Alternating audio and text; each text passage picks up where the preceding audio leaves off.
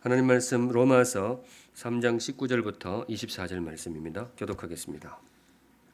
우리가 알거니와 무릇 율법이 말하는 바는 율법 아래에 있는 자들에게 말하는 것이니 이는 모든 입을 막고 온 세상으로 하나님의 심판 아래에 있게 하려 함이라.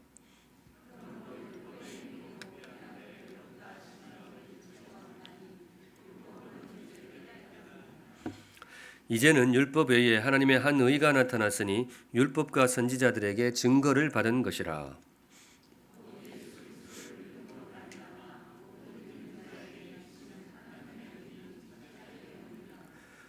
모든 사람이 죄를 범하였음에 하나님의 영광에 이르지 못하더니 그리스도 예수 안에 있는 속량으로 말미암아 하나님의 은혜로 값없이 의롭다 하심을 얻은 자 되었느니라. 아멘. 오늘 이 말씀으로 주님 주시는 교훈을 함께 받겠습니다. 오늘의 말씀은 예수 복음 죄인의 희망. 제가 제목을 그렇게 잡았습니다. 예수 복음 죄인의 희망. 설교 제목이 꼭 무슨 구호 같죠? 예수 복음 그럼 뭐예요? 죄인의 희망. 제가 1부, 2부 다 해봤는데 굉장히 잘하시더라고요. 자, 주목 주세요. 자, 오늘 설교 요약입니다. 제가 뭐라고 해요? 예수 복음 하면 여러분들 뭘 합니까? 죄인의 희망. 준비됐어요? 예. 3번 합니다. 3번. 예수 복음. 예수 복음. 예수 복음. 네, 설교 끝. 내용을 풀면 예수 복음이 죄인의 희망이 된다. 이런 메시지가 되겠습니다. 조금 더 정확히는 오직 예수 복음만이 죄인의 희망이 된다. 오늘 설교는 죄인을 위한 말씀입니다. 죄가 없으신 분들은 설교 안 들으셔도 돼요. 대신 나는 죄인입니다. 나는 연약한 죄인입니다. 이 고백이 있는 분들은 마음 열어 주의 말씀을 받으시면 되겠습니다. 혹시 이제 죄가 없으신 분들은 일어나셔서 집으로 가셔도 되겠습니다. 이런다고 진짜 일어나면 곤란하고 23절 같이 읽습니다. 23절 시작. 모든 사람이 죄를 범하였음에 하나님의 영광에 이르지 못하더니. 네. 모든 말씀, 모든 설교가 그렇지만은 오늘 설교도 우리 모두를 위한 말씀입니다. 왜냐하면 우리 모두가 뭐예요? 모두가 죄인이기 때문에 그렇습니다. 자기가 죄인인 줄 아는 사람도 죄인이고 또 마음이 둔해서 내가 죄인이라는 사실을 잘 모르는 사람도 그 사람도 죄인이고 사실 더 죄인이죠. 여하튼 죄인입니다. 그래서 모든 사람이 죄인입니다. 그런 의미에서 오늘 설교 제목을 예수 복음 우리 모두의 희망 이렇게 바꿔도 좋아요. 예수 복음 우리 모두의 희망이다. 핵심 구절이 있는데요. 21절입니다. 오늘은 이 짤막한 구절 이해하고 가시면 되겠습니다. 21절 같이 읽습니다. 시작. 이제는 율법 외에 하나님의 한 의가 나타났으니 율법과 선지자들에게 증거를 받은 것이라.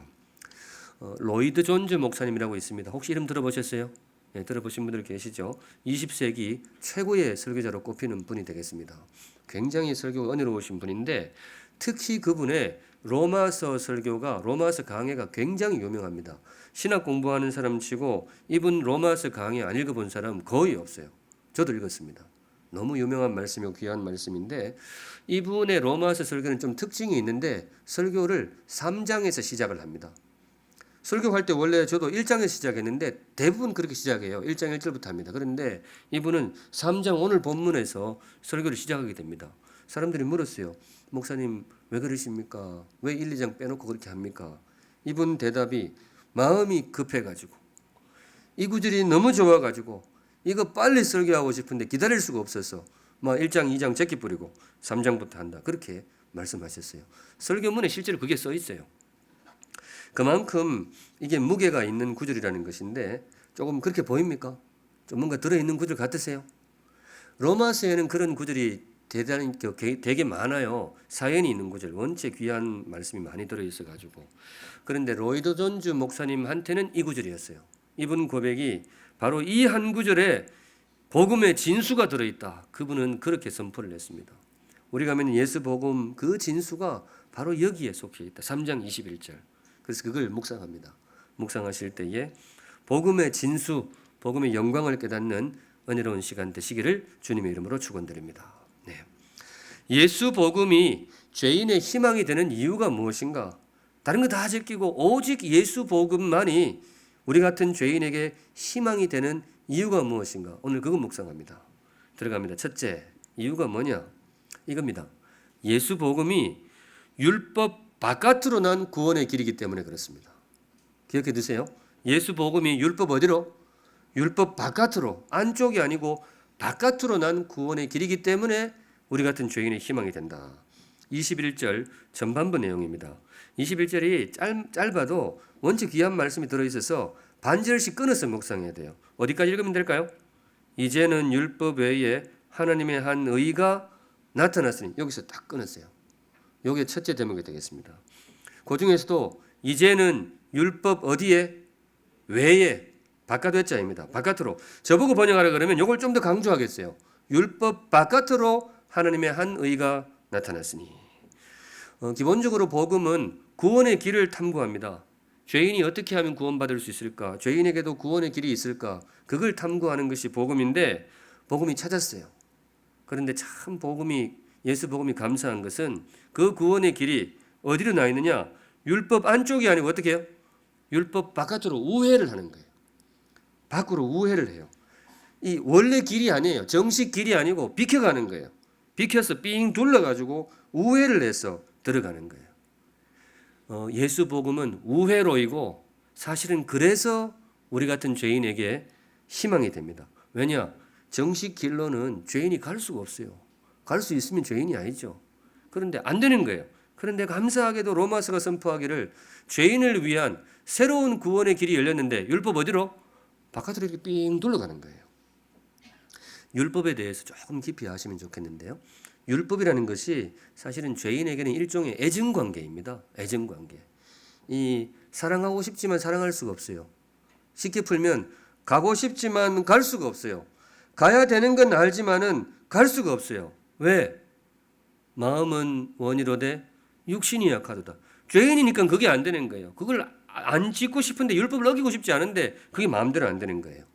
율법을 한마디로 요약하면 이렇게 됩니다. 내가 거룩하니 너희도 어떻게 해요? 너희도 거룩하라.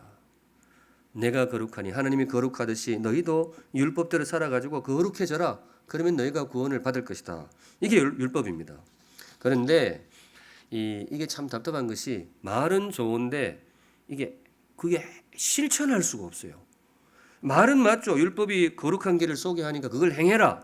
그러는데 말은 무슨 말인지 알겠는데 그게 안 된단 말이죠. 마음은 원이로되 뭐예요? 육신이 약해요. 마음은 거룩한 삶을 살고 싶어도 몸이 안 따라줘요. 근데 사실 죄인의 특징은 육신만 약한 게 아니고 뭐예요? 마음도 그래요. 마음도 죄를 짓고 마음이 그러니까 몸도 죄인을 짓고 이게 죄인인 거예요. 그러니까 좋은 율법을 줘봐야 죄인한테는 뭐예요? 이게 그림의 떡이에요.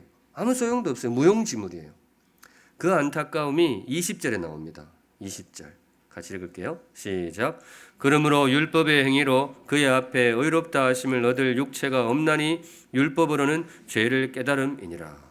하나님이 거룩한 율법을 주실 때에는 이걸 잘 지키고 실천해가지고 의로운 사람이 되어서 구원받으라 이건데 나오잖아요. 율법의 행위로 그의 앞에서 의롭다 하심을 얻을 육체가 사람이 없나니 안 되는 거예요. 죄인이니까. 그래서 율법은 어떤 결과를 가져오느냐? 율법으로는 죄를 깨달음이니라. 쉽게 말하면 율법 읽으면 속만 따가우니라 이 말이에요. 이게 거룩한 삶이라는 걸 알고 행하고 싶은데 안 되는 거예요. 그러니까 율법을 읽으면 속만 따가 보여. 아, 내가 죄인이구나. 내가 죄인이구나. 그거밖에 없는 거예요. 신학적으로 구원 역사에 있어서 율법의 딜레마가 여기 있습니다. 길은 길인데 갈 수가 없어요. 분명히 뚫린 길 같은데 걸어가다 보면 막혔어요. 왜? 내가 죄인이니까. 그게 참 안타까운 마음이 여기에 담겨져 있습니다. 그런데 바로 여기서 로이드 존슨 목사님이 정말 가슴 뭉클한 세 글자 단어가 나와요. 21절 띄워주세요. 이분이 이 한 단어 가지고 설교 한 편을 했어요. 세 글자 뭘까요? 어려우시죠? 이자로 시작하고 는자로 끝나는 거. 이제는 이거예요. 이제는. 이분이 읽을 때 이렇게 읽었어요. 이제는. 물론 그분은 영국 분이니까 now 이렇게 했겠죠. but now 이렇게 했는데 이제는 이렇게 읽었어요. 무슨 말인가 하면 지금까지는 율법 줘봐야 아무 소용도 없었어요. 거룩한 하나님의 말씀 줘봐야 마음은 원이로되 몸은 육신이 약하다. 안 되는 거예요. 그래서 열려 있는 것 같은데 가다 보면 막혀 있어요. 그런데 이제는 이제는 새로운 구원의 길이 열렸어요. 율법 바깥으로 난 죄인도 걸을 수 있는 길, 죄인도 충분히 걸어갈 수 있는 구원의 길이 열린 거예요. 그래서 로이드 존슨 목사님이 이 말씀이 너무 좋아가지고 막 1장 2장 다 제끼버리고 여기서부터 설교를 합니다. 이제는, 성도 여러분, 이거 같이 읽어보겠습니다. 이제는 읽는데 로이드 존슨 목사님의 감정을 살려가지고 읽어주세요. 꽉 막혀 있다가 확 뚫린 거예요. 뭔가 길이 열린 거예요. 감정을 담아서. 자, 시작. 이제 잘 읽은 것 같으세요? 제가 뭐 약간 좀 우습게 같지만은 마음에 꼭 새겨두세요. 이 단어가 그렇게 중요해요. 이제는. 로마서를 읽을 때에 은혜를 많이 받는 분들이 주로 어떤 분들이 은혜를 받는가 하면 열심히 노력해 봤는데 잘 안 되는 분들. 정말 내가 성도로서 한번 제대로 살아보고 싶다. 그래서 열심히 말씀 읽고 살아봤는데 살아보니까 어때요? 내가 죄인이구나. 내가 안 되는구나. 이 사흘만 지나니까 사람이 변하는구나. 이래서 많이 낙심한 분들, 그런 분들이 로마서를 보면 은혜를 많이 받아요. 이제는 새로운 구원의 길이 열렸구나.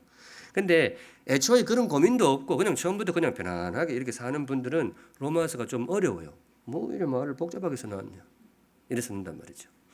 성도 여러분, 여러분 어느 쪽이세요? 열심히 노력했는데 실망한 쪽이세요? 아니면 그냥 처음부터 이렇게 하셨어요? 사실 어느 쪽이든 그렇게 큰 상관은 없습니다. 왜냐? 아는 죄인도 죄인이고 모르는 죄인도 뭐예요? 그것도 죄인이고 열심히 애쓰다가 자기가 죄인을 깨달은 사람도 죄인이고 처음부터 편안하게 온 사람도 그 사람도 죄인이고, 물론 열심히 노력하면 좋겠지만 여하튼 뭐 별 차이가 없어요. 율법의 길은 차이가 없어요. 열심히 노력해도 못 지키고 뭐 처음부터 그냥 사는 사람은 아예 지킬 생각도 없고, 그러니까 아무리 귀한 율법이 주어져도 죄인한테는 그림의 떡이요 죄인한테는 무용지물인 거예요. 그런데 이 로이드 존슨 목사님의 가슴을 뭉클하게 했던 말, 이제는 but now, 이제는 죄인에게도 희망이 생겼어요. 죄인도 걸어갈 수 있는 구원의 길이 열렸어요. 죄인도 충분히 걸어갈 수 있는 길. 율법 어디로? 율법 바깥으로. 제가 좀 정확하게 설명했지만 여러분들이 꼭 새겨두세요. 복음의 길은요, 율법 관통하는 게 아니고 율법 어떻게 돼요? 바깥으로 우회를 하는 거예요. 그래서 죄인도 걸을 수 있습니다. 성도 여러분, 여러분이 의인이라면 율법으로 구원받으세요. 그런데 여러분이 죄인이라면 뭐예요? 예수 복음 바깥으로 난 길을 믿으시기 바랍니다. 한 걸음 더 나아가세요. 예수 복음이 죄인의 희망이 되는 두 번째 이유. 이게 또 기예요. 한번 복습할게요. 첫 번째 길이 뭐였다고요? 율법 어떻게 해요? 바깥으로 난 구원의 길이기 때문인데, 둘째는 뭔가 하면 율법의 인정을 받는 구원의 길이기 때문에 그렇습니다. 예수 복음이 율법의 무엇을 받아요? 인정을 받아요. 다른 말로 율법이 보고 오케이, 그거 아무 하자 없네, 오케이 사인 내주는 길이다 이거예요. 그게 21절입니다. 사실 21절은 눈치가 빠르신 분들은 읽으시면서 느끼셨겠는데 모순 구절입니다. 원래 한 자리에 올 수 없는 거예요. 보시면 전반부에 이제는 율법 바깥으로 하나님의 한 의 구원의 길이 나타났으니, 율법 바깥으로 나타났잖아요. 뒷부분 같이 읽습니다. 시작. 율법과 선지자들에게 증거를 받은 것이라. 좀 복잡한데 구약 성경을 통칭할 때 구약 시대에는요, 짧게 말하면 율법 이렇게 했고요. 그 다음에 조금 길게 세련되게 말할 때는 율법과 선지자 이렇게 얘기했어요. 선지자들 쓴 글이 많아가지고. 그러니까 이게 똑같은 말이에요. 무슨 말인가 하면 예수 복음의 길이 어떤 길인가 하면 율법 바깥으로 났는데 율법이 그걸 어떻게 한다고요? 증거하고 인정을 해요. 그 길 맞다, 인정을 하는 거예요. 근데 사실은 논리적으로는 모순입니다. 율법을 바깥으로 나갔으면 율법이 하자가 있다고 해야 될 거 아니에요. 예를 들어 그런 겁니다. 아이 그거 시험 자녀분들 대학 입시할 때 너무 이 대학에 우리 애를 넣고 싶어요. 그래가지고 막 편법을 써가지고 막 뒤로 넣어버렸어요. 그때 당시에는 좋죠. 뭐 넣었으니까. 근데 나중에 어떻게 될까요? 그게 문제가 크게 될 수 있는 거예요. 그게 취소가 될 수도 있는 거예요. 근데 이게 그 부분입니다. 예수 복음이 뭐냐? 죄인을 위해서 율법 바깥으로 구원의 길을 내준 것까지는 좋아요. 왜? 죄인이 지금 당장 걸을 수 있으니까. 그런데 염려되는 건 뭔가 하면 나중에 이게 문제가 되면 골치가 아파요. 그 구원이 취소가 될 수도 있단 말이죠. 그런데 예수 복음은 참 우리에게 귀한 것이 뭔가 하면 율법 바깥으로 났는데 율법이 어떻게 해요? 인정을 하는 거예요. 오케이. 그런데 어떻게 그게 가능하냐? 바깥으로 나왔으면 문제가 있었는데 어떻게 그게 가능하냐? 바로 셋째로 넘어갑니다. 예수 복음의 진짜 비밀이 여기에 있는데요. 이건 마음에 새겨 내면서 한번 따라해 주세요.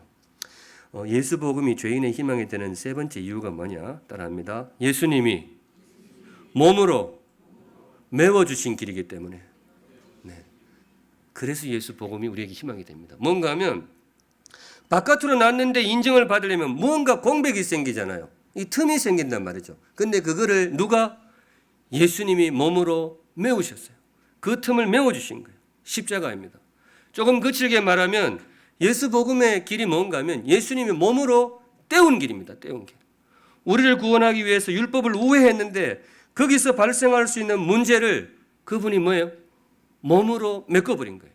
그래서 아무런 문제가 없게 만든 구원의 길. 그게 바로 예수 복음입니다. 거기 25절에 나오는데요. 25절. 제가 24절까지 읽었는데 25절은 제가 볼게요. 이 예수를 하나님이 그의 피로서 믿음으로 말미암는 무슨 제물로? 화목제물로. 혹시 볼펜 물 남으시면 여기다 줄 치세요. 화목제물. 이게 참 또 우리의 가슴을 뭉클하게 하는 단어가 되겠습니다. 뭐냐면 예수님이 우리를 위해서 죄인도 걸을 수 있는 길을 만들기 위해서 율법 바깥으로 둘렀는데 문제가 생길 수 있잖아요. 그걸 예수님이 당신의 몸을 제물 삼아가지고 메워버렸다는 겁니다. 그 틈을 메워주는 제물 혹은 죄인을 하나님의 자녀로 만들어주는 회복의 제물 그런 뜻으로 주신 말씀이 화목제물 그 내용이 되겠습니다. 제가 복음의 내용을 조금 찬찬히 설명드렸는데 혹시 이해가 되십니까?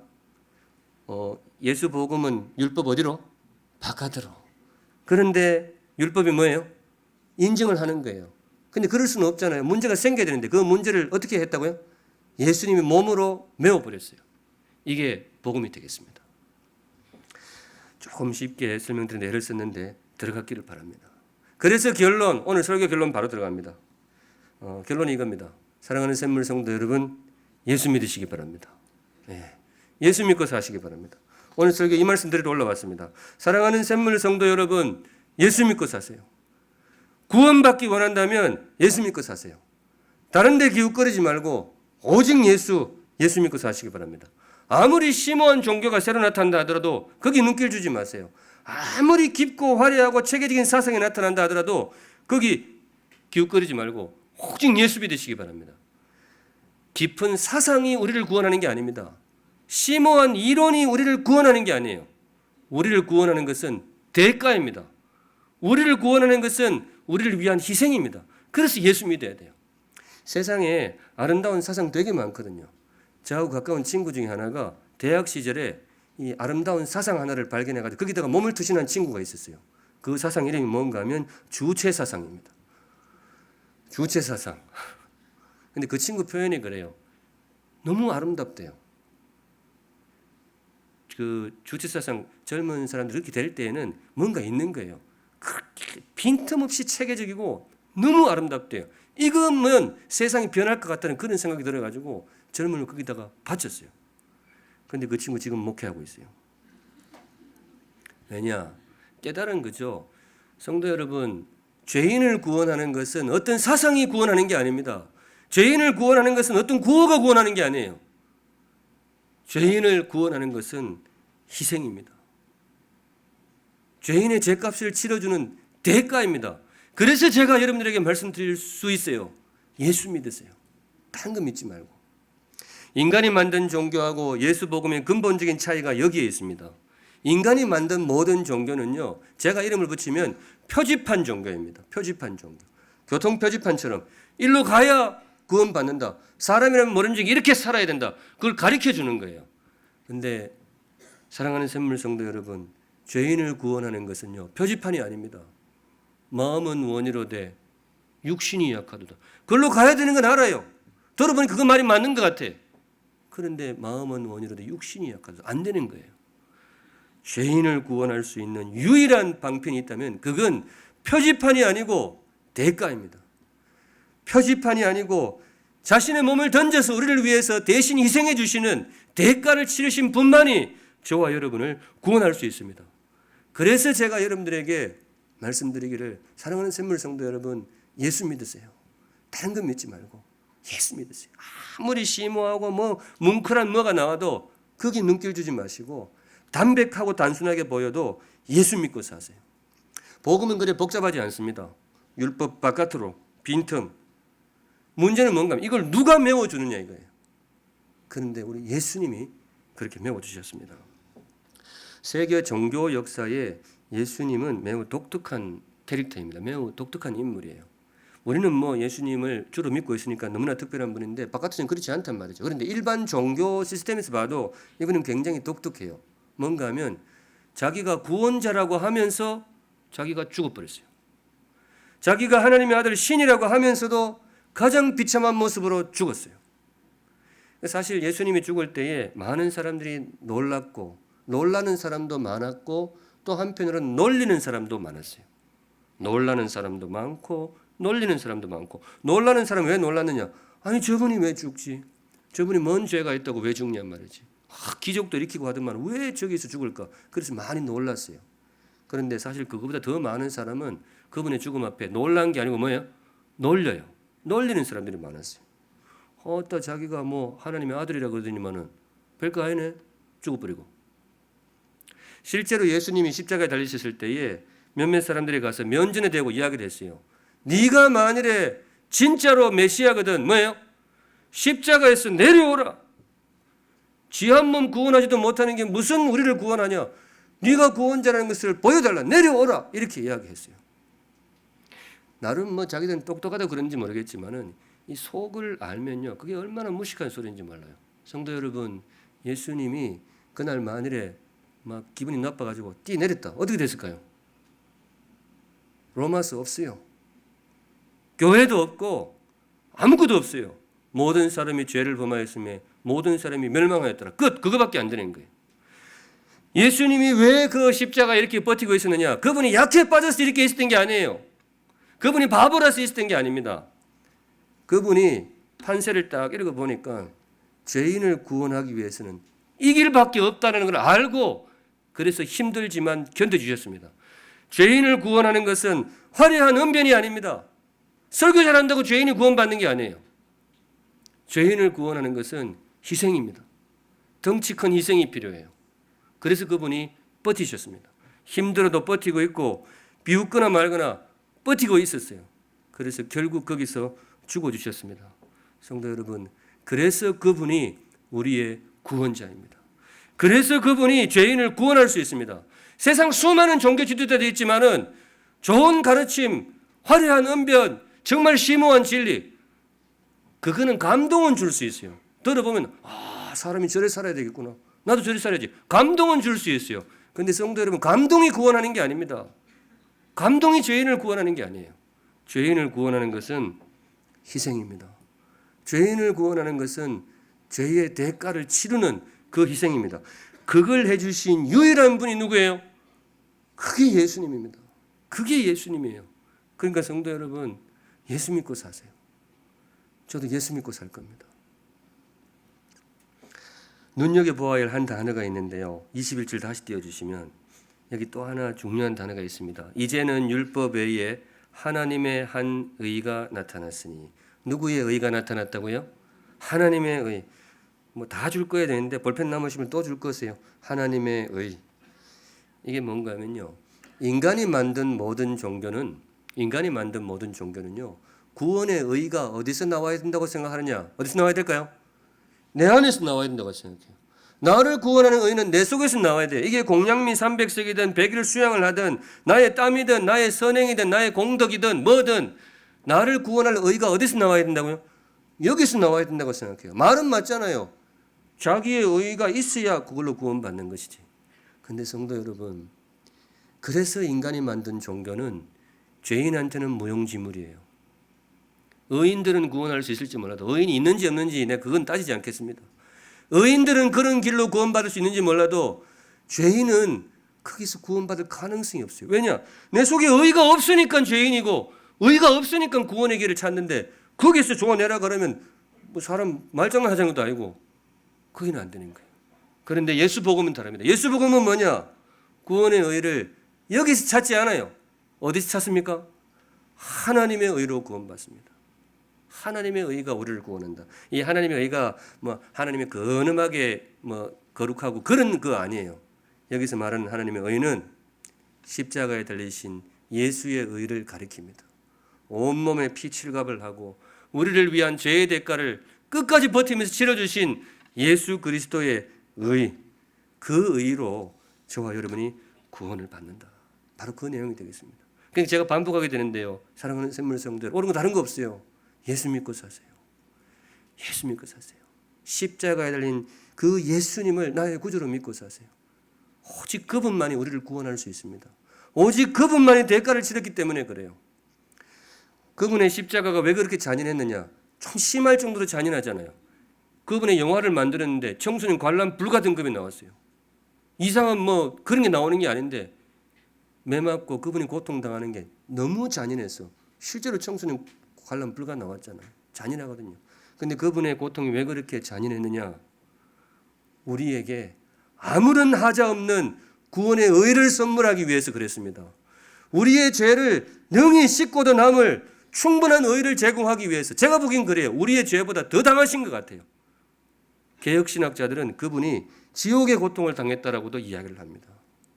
다 당해주신 거예요. 그래서 진짜 결론입니다. 사랑하는 샘물 성도 여러분, 예수 믿고 사시기 바랍니다. 예수 믿고 사세요. 의인이라면 다른 데 기웃거려도 좋아요. 여러분들 속에 의로움이 있는 의인이라면 딴 데 가서 해도 좋아요. 그런데 죄인이라면 오직 예수밖에 없어요. 예수 복음, 죄인의 희망. 다 죄인이잖아요. 그래서 우리를 구원할 수 있는 유일한 구원자는 십자가에서 대가를 치러주신 그 이름도 아름다운 오직 예수. 예수 믿고 구원받으시는 행복한 인생들 되시기를 주님의 이름으로 축원드립니다. 아멘. 함께 찬양하겠습니다. 찬송가 288장 찬송가 골랐는데요. 말씀 마음에 새기시면서 함께 찬양하겠습니다. 예수를 나의 구주 삼고. 거룩하신 하나님, 예수만이 우리의 구원자인 것을 고백합니다. 나를 위해 희생해 주신 십자가의 예수만이 나를 죄에서 구원할 수 있음을 믿습니다. 온 성도들과 함께 마음에 다짐하기를 일생 예수 믿고 살 것이고 죽음의 순간이 닥쳐올 때에도 두렵지만은 예수 믿고 죽겠습니다. 우리의 삶과 영혼을 주님께서 영원토록 붙들어 주시기를 기대하옵고 또 믿음으로 신앙 고백합니다. 거룩하신 하나님, 사랑하는 성도들 정성으로 하나님께 헌물 올려드립니다. 기쁘게 받아 주시옵소서. 신앙 고백의 헌물, 또 감사의 헌물, 마음의 소망을 담은 헌물도 있습니다. 주님 세밀하게 살펴보시고 우리 성도들을 가장 복되고 선한 길로 인도하여 주시옵소서.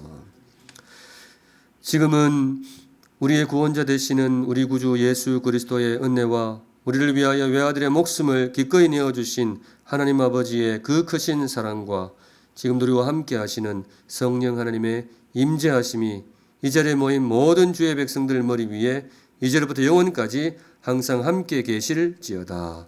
아멘.